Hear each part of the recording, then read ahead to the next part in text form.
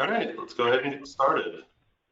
My name is Morgan Erkey. I'm with the Iowa Mentoring Partnership, and I will be the one doing the administrating of the peer share call today. Today, our topic is targeted mentor recruitment. We have two wonderful presenters that are going to be helping us out today. That'll be Cheyenne Phillips and Jamie Keller.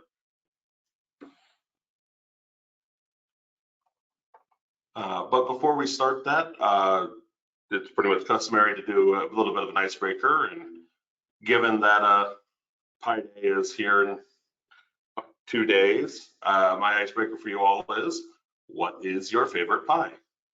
Mine personally is pumpkin. Angie, what's your favorite pie?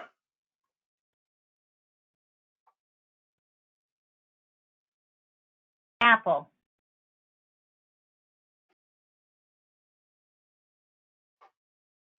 We're just going to go down the list. Anna?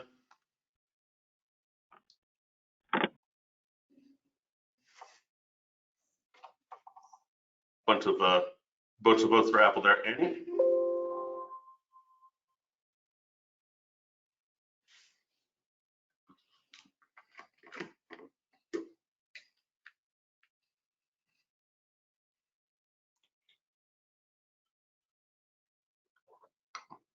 Got some pumpkin, pecan. Pecan or pecan? We've heard it both ways apparently today.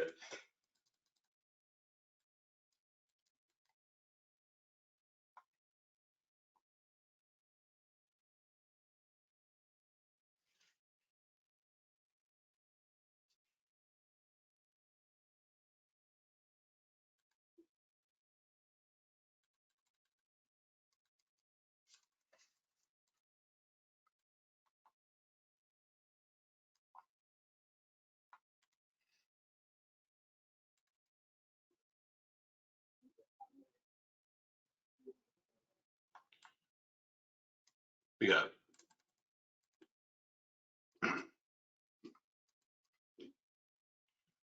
Anna with apple, Kathy with cherry, Colleen with pecan, Laura with key lime, Tanya with chocolate cream pie, Danielle with pumpkin, Annie with pecan, Felicia with apple crumble, Whiten with pecan, pecan's pretty popular, Shan, French silk pie. Awesome. So we're going to start with Shan. Whenever you want to take it away, take it away.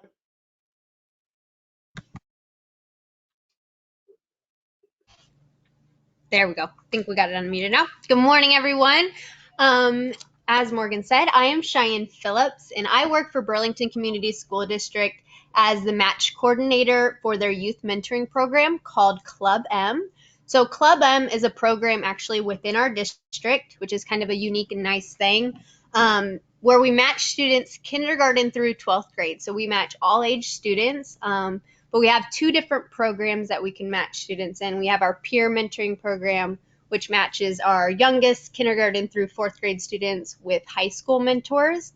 So that program we've had now for 5 years at the high school. And just recently, within the last year, we opened up a community mentoring program, which matches our 5th through 12th grade students with community adults. So that's just a little bit about me and where I come from. But today I'm going to talk to you on targeted mentoring recruitment. So a lot of this information I got while I was at the National Mentoring Summit in January. It was a really informative session I went to. It's something that we all kind of talk about, but the way they really laid this out made sense to me. And then the materials that they provided helped as well. So I have those materials for you at the end, but I'll just kind of go over the next couple slides with you on mentor recruitment. So go ahead to the next slide, please, Morgan.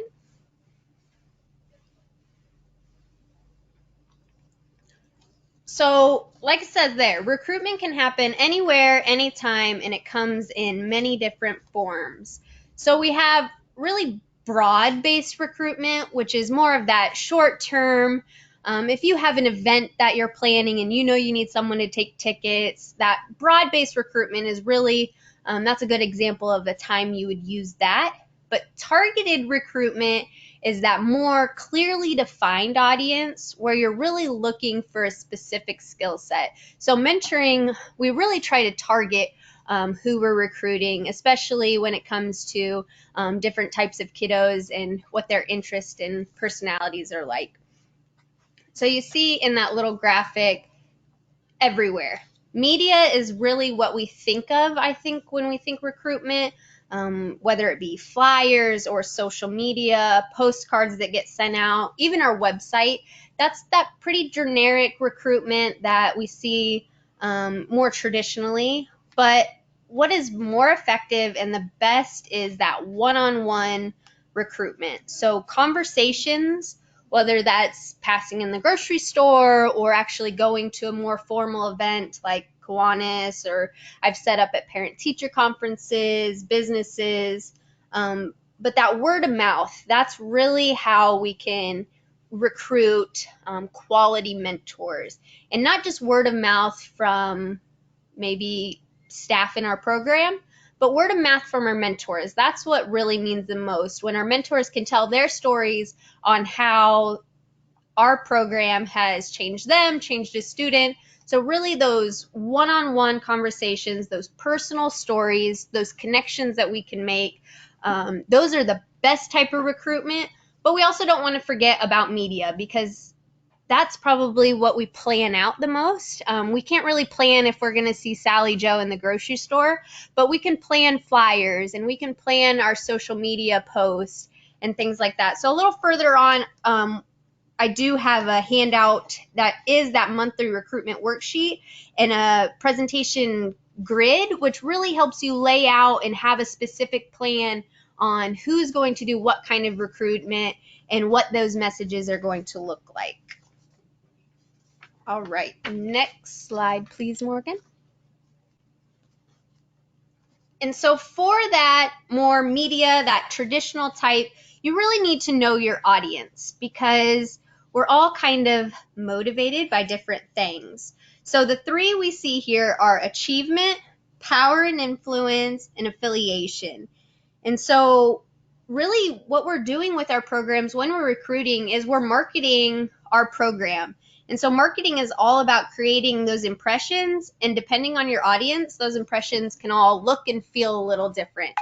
So I'm going to go through these next three, those kind of three different styles of motivation and three different types of people, and give you a couple examples of what that looks and maybe sounds like. And then we can take some time to think about our own ways that we are recruiting now, and if it's really one track or if we are kind of hitting all of these different types of volunteers.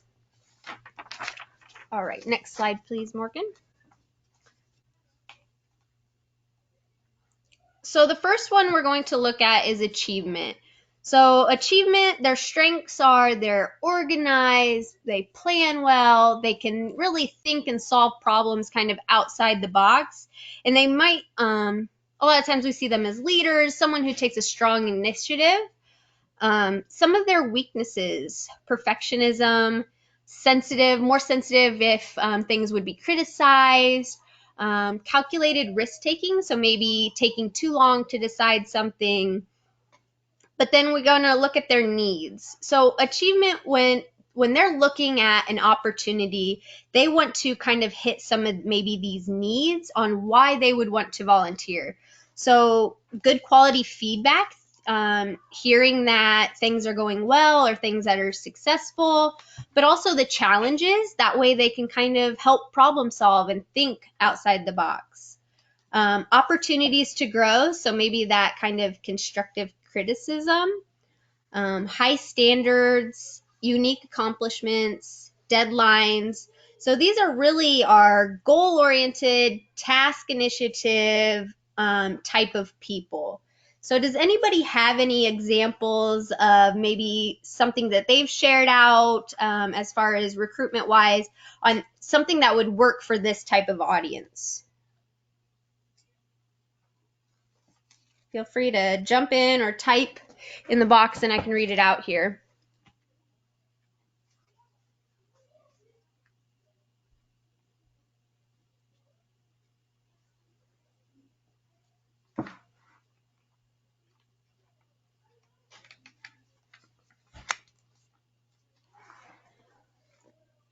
While I wait and see if anybody has any of their own examples. One example I can think of is, doesn't matter what you could put it on. It could be a social media post with a picture or a flyer with a nice graphic.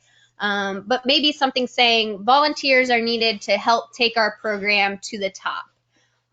So this really kind of gives that niche to, we need somebody who can help us grow, who can think outside the box, who can plan for us, who can help really grow our program and make it successful. Does anybody have any examples or questions on this type of volunteer? All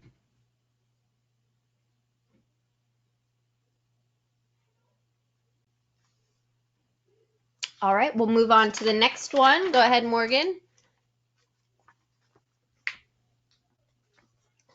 So the next one we see here is affiliation. And a lot of the time in mentoring, this is kind of our go-to niche. We think that everybody is receptive to that warm, feel-good feeling. So some strengths are they're team players, they're sensitive, good listeners. So things we look for in mentors. But sometimes they are oversensitive or have trouble dealing with conflict. They might need more attention or more affirmation on, yes, you're doing great, or Jimmy really says he loves the relationship he has with you. So the needs of this type of person, to be helped or to help and be needed. They love that connection with people, being friendly with people, building that relationship, personal recognition, and opportunities to express feelings. So, like I said, a lot of time this is really what we see a lot of in the media with mentoring. So, help a child in need. Does anybody have any other examples?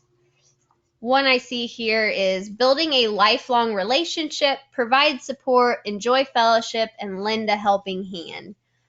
That's kind of a tagline from an actual mentoring program. So this type of media is more of that warm, feel good, connecting with other people.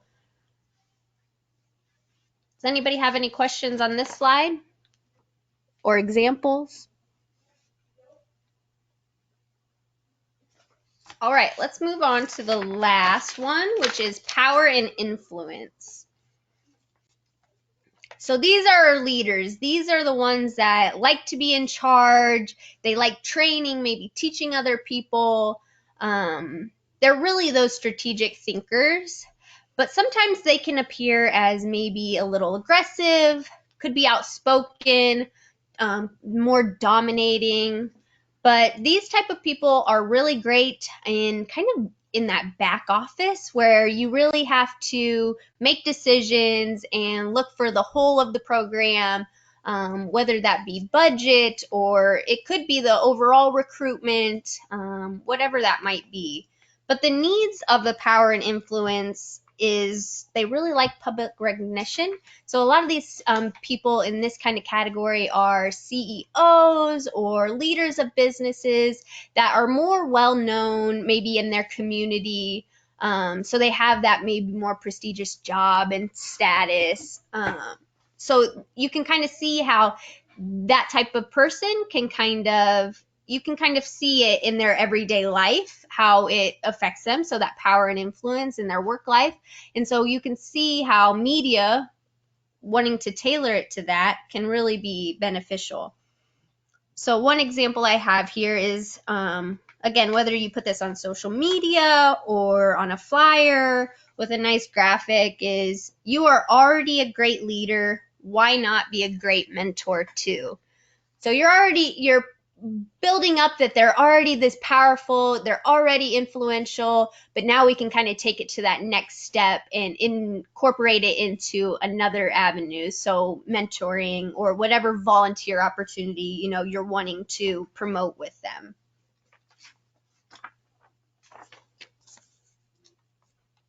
All right, next slide, please, Morgan.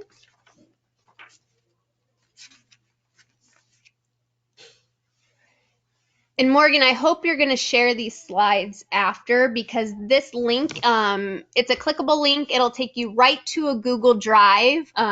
If not, just copy it down right here. This is actually from the presenters at the National Mentoring Summit. They were from the Michigan State University Extension. It was Frank Cox and Brian Wibby.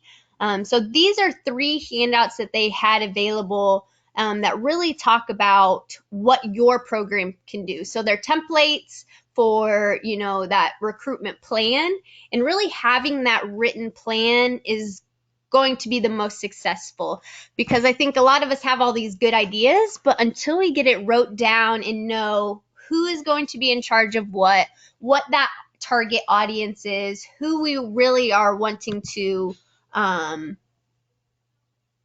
recruit, a lot of times those can kind of get lost in the idea bubble. We have all these great ideas, but really having a written recruitment plan, dividing out the tasks, whatever it may be. So there's a template on that, as well as the presentation grid. So it gives you a variety of different ways to recruit. So it does talk about our traditional flyers, social media, but then it also gives some examples of different organizations that maybe you could reach out to and present at, and then planning your presentation, because your presentation to maybe the Kiwanis group could be a little different than the presentation you would give at a parent-teacher conference. So this is a really great slide with a lot of great handouts available. So I definitely encourage you to write that link down. The reason I would suggest a written recruitment plan is because you can really formalize those activities and you can find out what's being effective, what's efficient. You can set your goals, a budget, what materials you're going to use, that kind of strategy. So I highly recommend any program kind of has that, at least an idea. It might not be as formal as the worksheet, but at least maybe on a calendar, writing down, okay, on Monday we're going to send out this, on Tuesdays we're going to do this on social media. So really having a plan to keep marketing your program. All right, next slide, Morgan.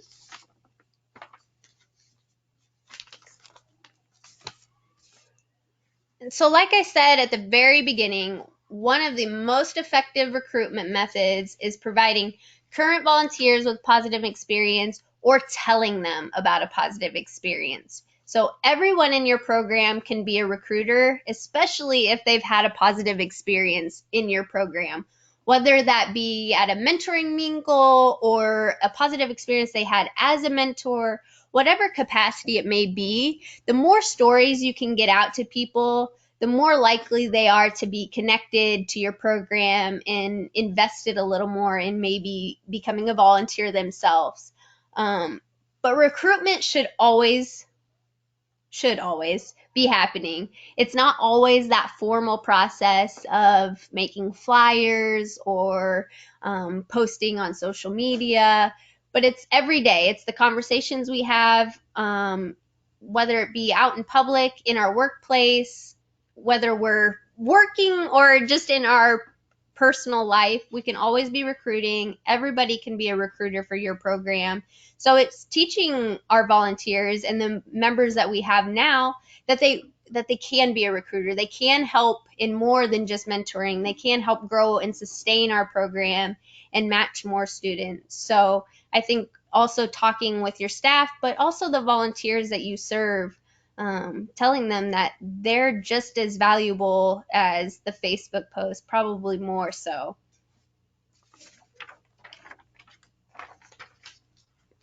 Does anybody have any questions for me?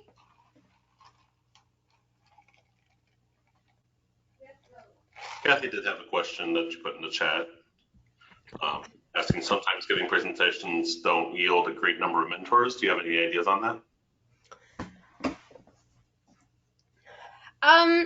That is a hard one, and I have to agree with you, Kathy. I don't know how many times I've went to a Kiwanis meeting and they said that was a great presentation, and then I never hear back from any of them. But I think just keeping at it, and maybe not always a presentation. Maybe sometimes it's just coming to Kiwanis and talking at the table. I think that has been more beneficial to me, is not making it as formal as it used to be. Because I think sometimes they, especially in those types of organizations, they're used to all sorts of programs coming and talking to their group of members. So that, I think, has worked better for me, making it a little more informal. That way it doesn't feel like I'm just trying to push my program down their throats. It's really a genuine approach to recruitment. Does that make sense or help any? I totally get what you mean, though, because I don't know how many organizations I've presented at, and they all give me a standing ovation, but then you don't have any mentor applications after that, which is kind of frustrating.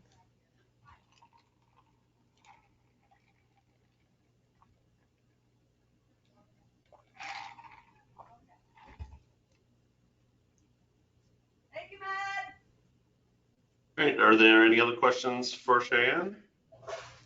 I'll share my email in the chat box, so if any of you have any questions, feel free to email me, or if the link doesn't work and you're like, hey, I want those handouts, I'll put my email there, so feel free anytime.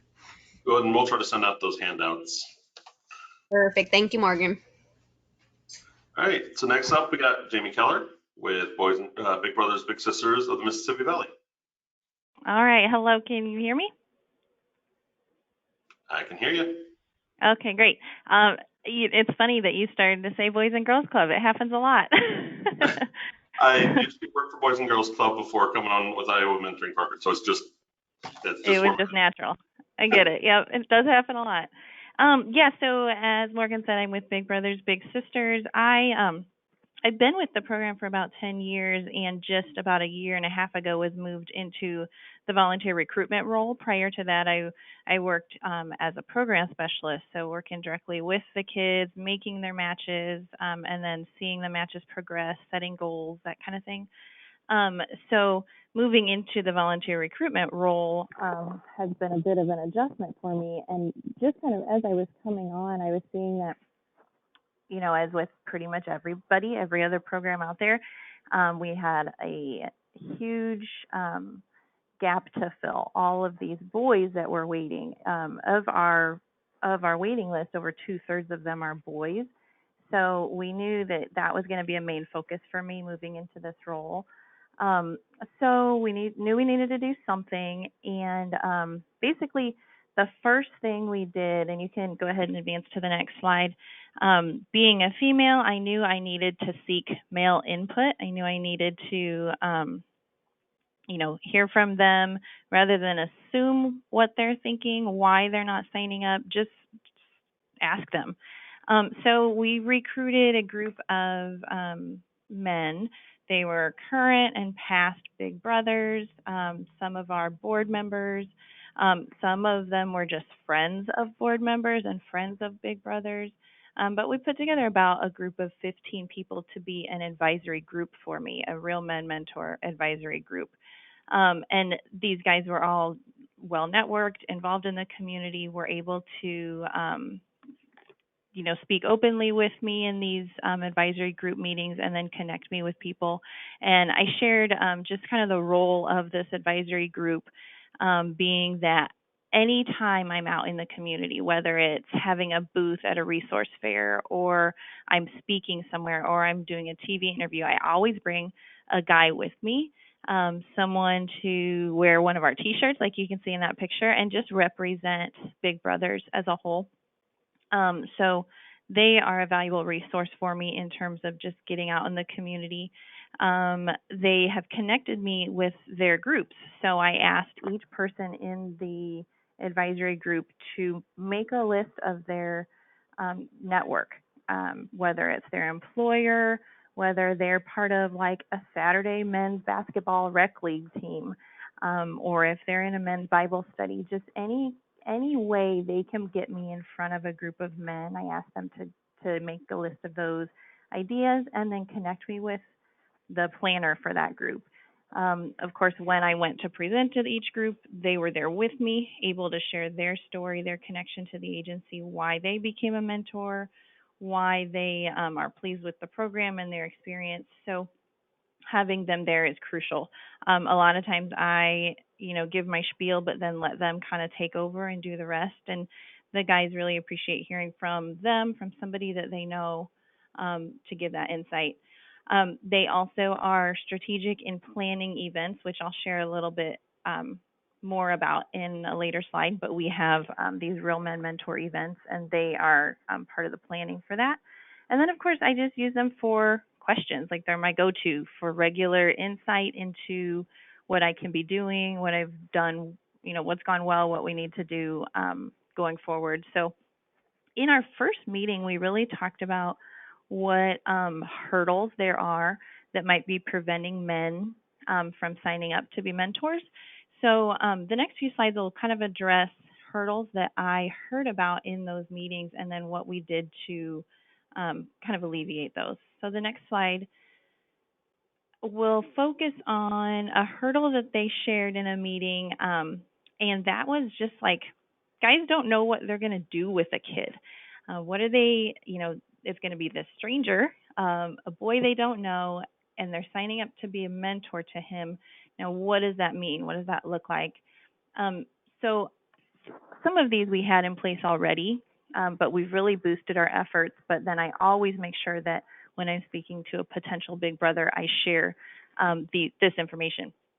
So we approached places like our local YMCA, places like a local fitness center, science museums. We have a virtual reality arcade here, and then another like arcade style pizza place.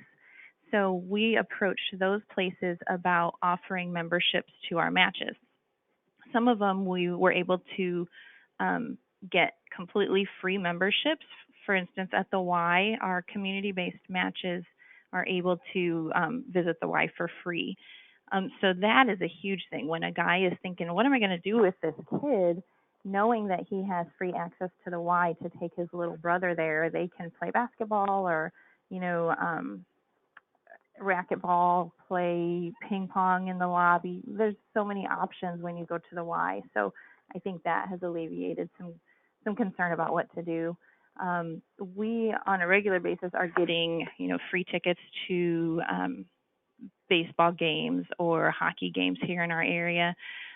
So I let them know that these are available. So guys are always excited about that kind of thing. So having these free memberships, and some of them aren't completely free, but others have offered discounted rates to our bigs. So I think having those has alleviated some of that hurdle in like them figuring out what they're going to do or, how to entertain this kid that they barely know. So that's one of the things that we've done and one of the things I promote when I'm speaking to a potential big brother. The next slide addresses something that we started promoting more to alleviate a hurdle that we heard from my advisory group. And they shared that some guys are concerned about the fact that they would be alone with a child in a mentoring relationship. Being alone with a child, they are concerned about, what will they do if there's a behavioral issue? What about an accusation? How to navigate all of these things. So we already had couples matches in place prior to, learning about these hurdles, but this is something I now really promote. So a couples match is where two people in a long-term committed relationship can be matched together with a boy. So then it's the three of them on a match outing. It's the three of them together. And I find that when I mention that in a group, guys are like, oh, yeah, I could do that. And because knowing that their spouse or significant other is going to be there with them, that's going to help them figure out what to do.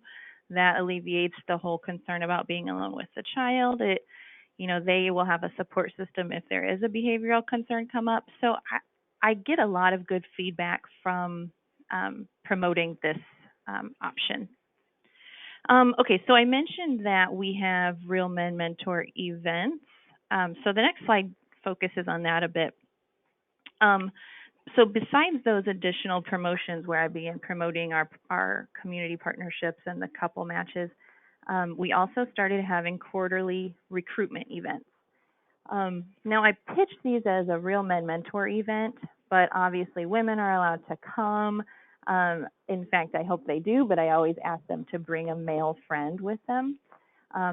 Beyond that, each advisory group member is asked and, sort of expected to bring 4 guests with them. The idea is that these guys have already been primed a bit. They've already spoken to their friends about what Big Brothers Big Sisters is, why there's a need for more male mentors.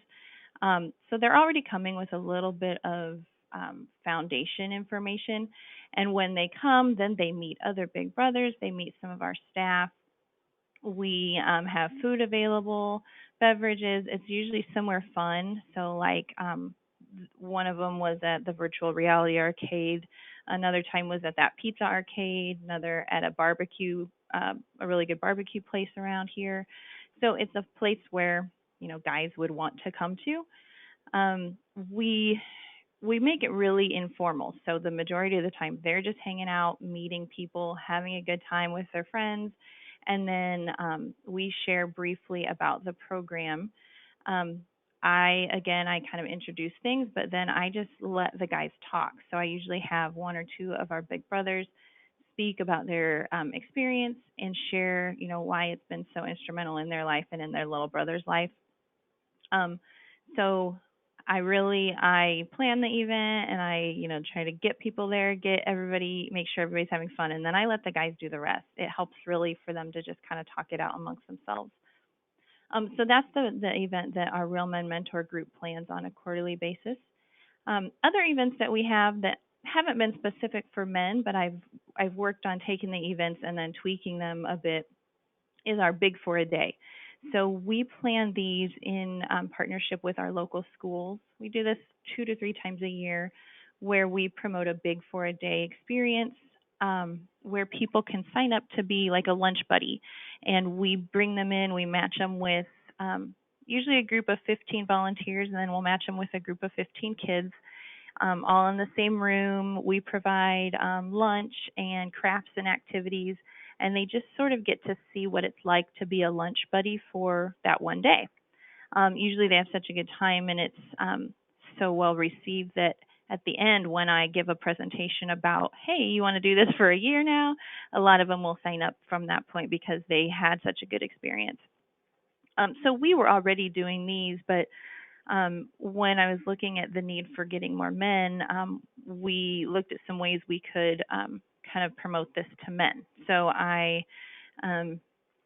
I'm promoting it to like manufacturing companies, fields where it's heavily like male dominated areas.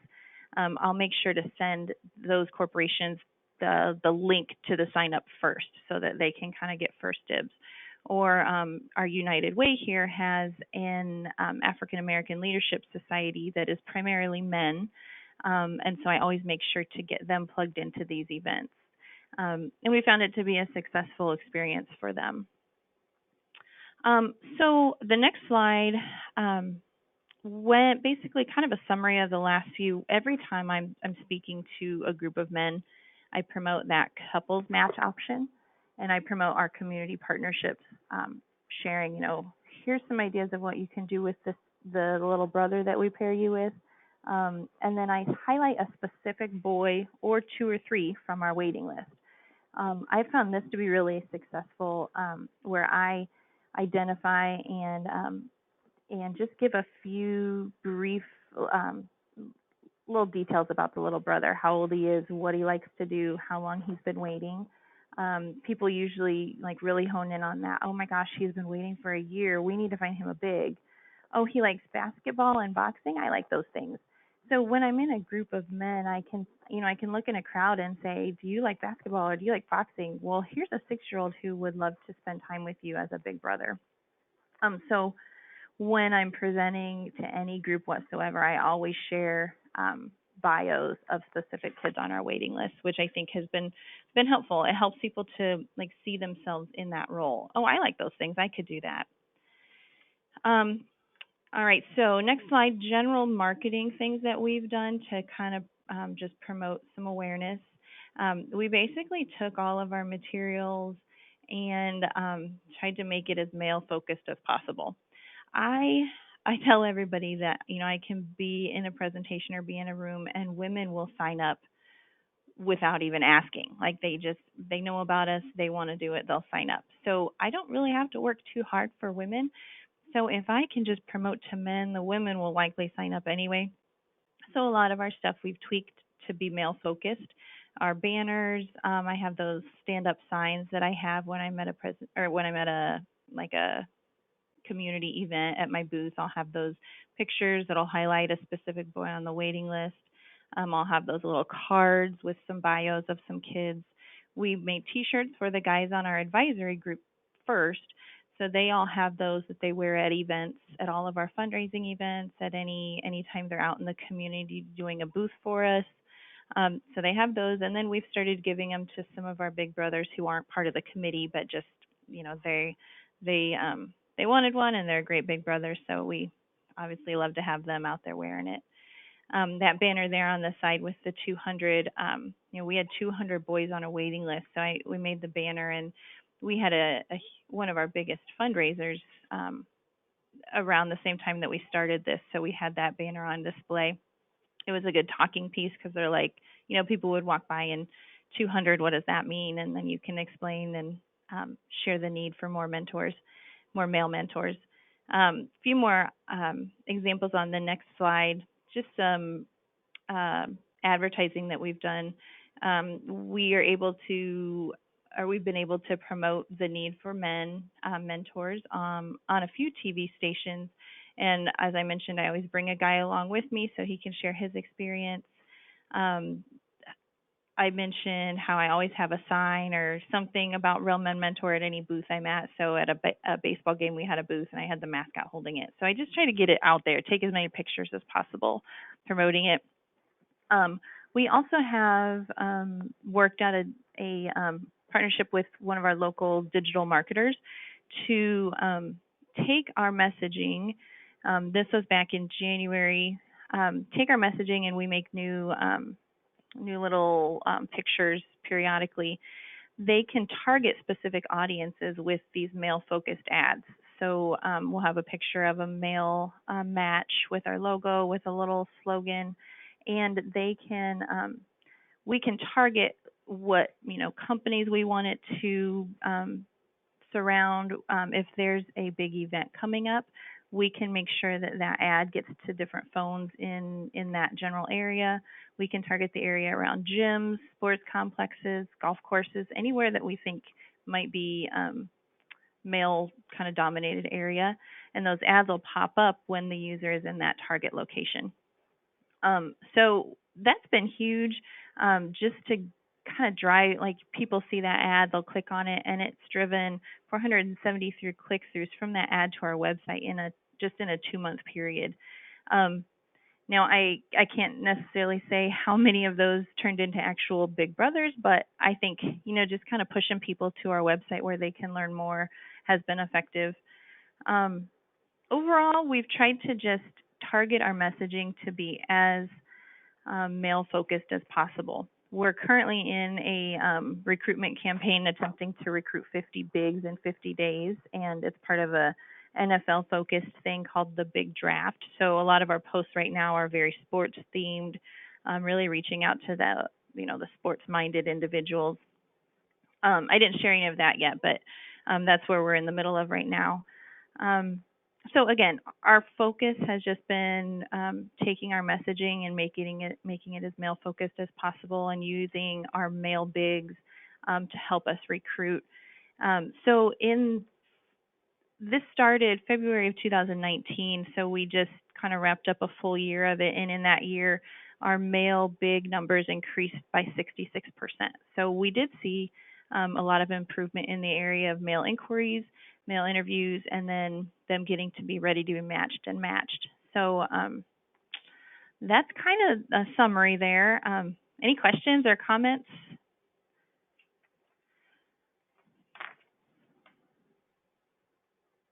I can't say we've got it all figured out, but we're seeing some progress.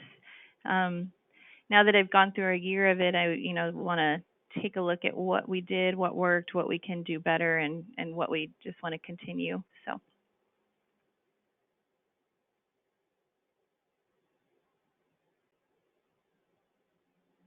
I can drop my email in the text box as well in case anybody wants to reach out.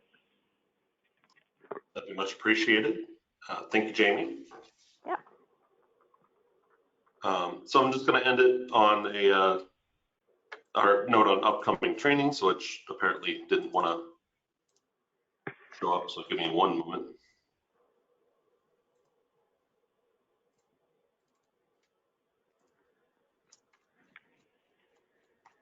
Yeah, and too fast.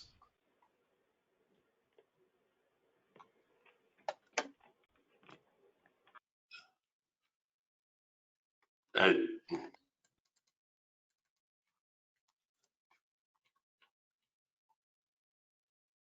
we go. Sorry about that. So we are doing our innovation exchange. We are currently monitoring the situation with COVID-19, but as of right now, we are going forward with 2 locations. One session in Waterloo on April 28th, and the other session here in Des Moines on April 29th. They'll be from 10 a.m. to 3 p.m. If that changes to a virtual training, we'll go ahead and send that out and make sure everyone's aware that that change has happened. But for right now, this opens up here shortly, and then if you have any questions about it, go ahead and contact Chad Driscoll, and we'll get you all that information as you need it. Otherwise, like I said, we'll just keep you all posted about if the change happens, but otherwise, April 28th or April 29th. Is nobody seeing the save the date?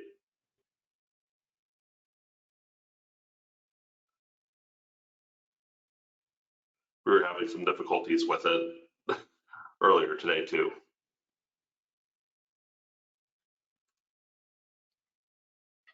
Okay.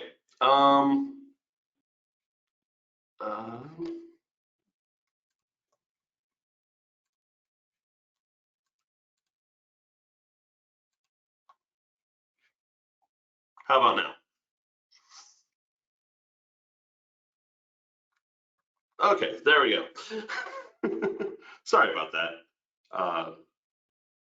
So yeah, this is the save the date information. We will also be sending that out here probably at the same time. But like I said, we will be talking about recognizing and addressing racial and implicit bias within volunteering and programs, inclusive and equitable volunteer recruitment and retention strategies, and continuous improvement for our challenges and successes. So I will be there at least on the 29th for this.